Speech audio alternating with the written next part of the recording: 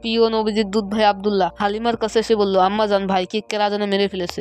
এই খবর শুনে হালিমার মাথায় যেন আকাশ ভেঙে পড়লো। তিনি দৌড়ে সেখানে গিয়ে দেখলেন শিশু নবী হযরত মুহাম্মদ সাল্লাল্লাহু আলাইহি ওয়াসাল্লাম ভয়ে বিভোর হয়ে বসে আছেন।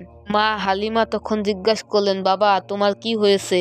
তখন শিশু নবী হযরত মুহাম্মদ সাল্লাল্লাহু আলাইহি ওয়াসাল্লাম ভয়ে ভয়ে সবকিছু খুলে বললেন। কথাগুলো শুনে হালিমাও ভয় পেয়ে যান। কিছুদিন পর হালিমা হযরত মুহাম্মদ সাল্লাল্লাহু আলাইহি ওয়াসাল্লামকে নিয়ে বাইরে বসেছিলেন। তখন খ্রিস্টান সন্ন্যাসী সেখান দিয়ে যাচ্ছিল। তারা শিশু নবী হযরত মুহাম্মদ সাল্লাল্লাহু আলাইহি ওয়াসাল্লামকে দেখা মাত্রই দাঁড়িয়ে গেল।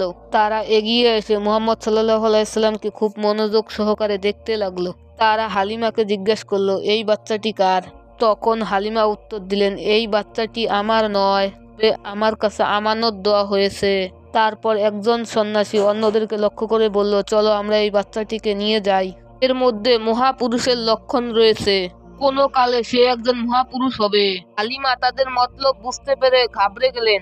তাই তিনি বিলম্ব না করে মুহাম্মদ সাল্লাল্লাহু আলাইহি সাল্লামকে নিয়ে সেখান থেকে চলে গেলেন।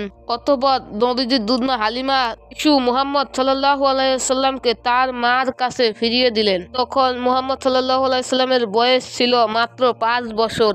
তারপর থেকে তার দাদা আব্দুল মুত্তালিব এবং তার মা আমেনার সঙ্গে থেকে বড় হতে লাগলো। একদিন হযরত মুহাম্মদ সাল্লাল্লাহু আলাইহি সাল্লাম বাইরে থেকে এসে আমেনাকে বললেন, আম্মা জান, আমার সাথীদেরকে তাদের আব্বাজান অনেক আদর করে, কিন্তু আমি আমার আব্বাজানকে এখনো দেখিনি।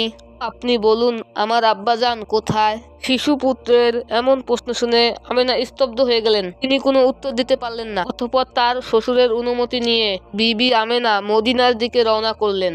তখন তার সাথে ছিল শিশু নবী এবং দাসী উম্মে আইমান। চলতে চলতে একটি কবরের সামনে এসে বিবি আমেনা দাঁড়িয়ে গেলেন এবং নবীকে বললেন, হে মুহাম্মদ, তুমি আমাকে জিজ্ঞেস করেছিলে তোমার বাবা কোথায়? তোমার বাবা এই কবরেই ঘুমিয়ে আছে, ভালো করে দেখে তৃপ্তি মিটিয়ে নাও। অতঃপর মা ছেলে দু চোখের অশ্রু বিসর্জন দিলেন।